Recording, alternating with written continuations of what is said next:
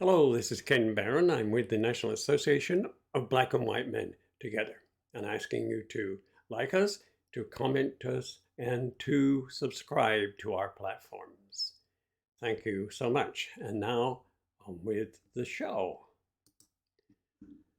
So today I want to talk about the young right. And what do I mean by that? Well, this is the younger American right winger who isn't like the conservatives of 20 years ago. It's more reactionary and it's more radical, more pessimistic, and possibly more dangerous.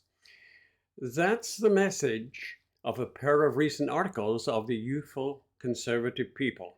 One by Sam Adler in the New Republic magazine based on interviews with various junior reactionaries, and one by David Brooks in the Atlantic.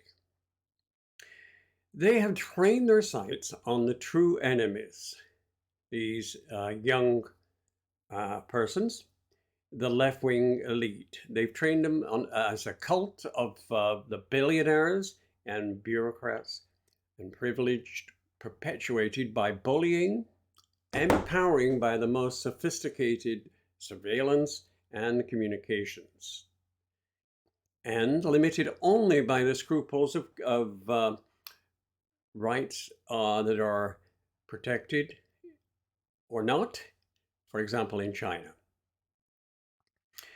Conservatism in 2021 means radicalization, announced Nate Hochman, a 23-year-old writer at the National Review. Hochman spoke with urgency and without pretense, less eager to impress than to be understood.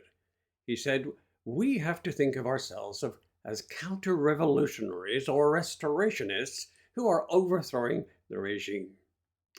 He doesn't mean by violence necessarily, but there's a lot left to conserve in the contemporary state of things. So there are things that needed to be destroyed and rebuilt, he said. This emphasizes the ways in which the newer, younger right are not at ease in America. It's psychology defined more by alienation than the basic patriotic comfort. For example, how threatened by communists and liberals, and that's a philosophy that Reagan successfully embodied. So you may be surprised to hear a conservative talk about, quote, destroying things and, quote, overthrowing regimes. Young, highly educated people as a group are now overwhelmingly democratic to an extent that's literally never been seen before, probably ever in history. And so the well-known liberal biases of millenniums have held in place for Generation Z, and that's those age 24 or under. There are 67 million American Gen Z people. And so we've been accustomed to thinking about the distorting effects education has on democratic campaigns, which are dominated typically by young activists, and their beliefs are well left of the median Democrat.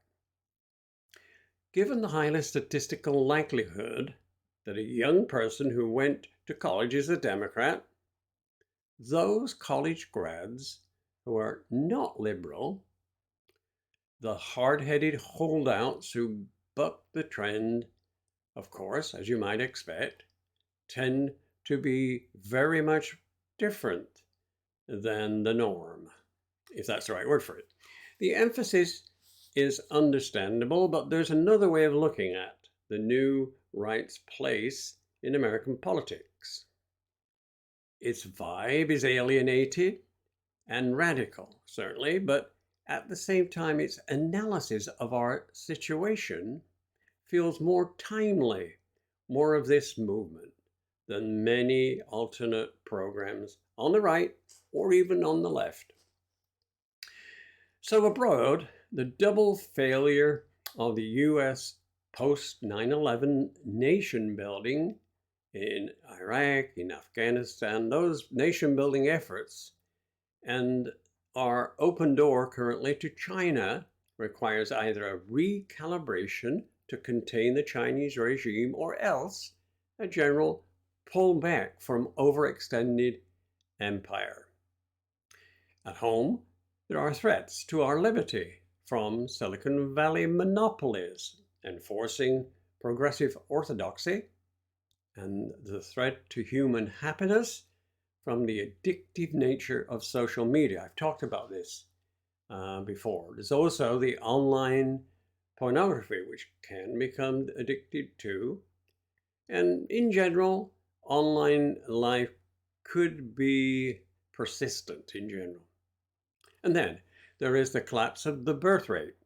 There's also the dissolution of institutional religion.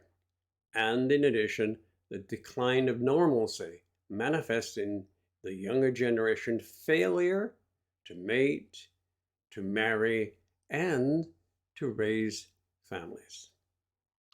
The post 1960s, quote, great stagnation in both living standards and technological innovation, the costs of cultural libertarianism, the increase in unhappiness and high rates of depression and addiction in a more individualistic society. Then finally, the way in which we have retreated to a virtual life suited only to the so-called laptop classes may make these problems worse. If you look at the reality through the new right's alienated vision, it responds to a 21st century developments, to trends that have accelerated and that were just emerging a generation ago. Are there any rivals to the new right? Reaganism, that the younger conservatives intend to supplant, is locked into the world of 1980, and upticks in violent crime and inflation are making it seem more relevant again, but it may just be brief. If you ask both left and center-left what they really want to do, what problems they intend to fix, their answers usually involve projects that date to the 1960s and 70s when I grew up. The completion of a Scandinavian-style welfare state for the economic left, the destruction of white male Christian heteronormative mores. Although Bernie Sanders supporters envisioned social democracy as a response to the 21st century's mounting social ills, the new right's critics will probably say that it devalues the very 21st century threat of climate challenge by adding to it a list of unmet technological challenges, whereas the left offers a more direct response, the new Green Deal. But still, if you ask which worldview has organized itself primarily around things that would have changed in the world since 1999, I don't think you pick progressivism.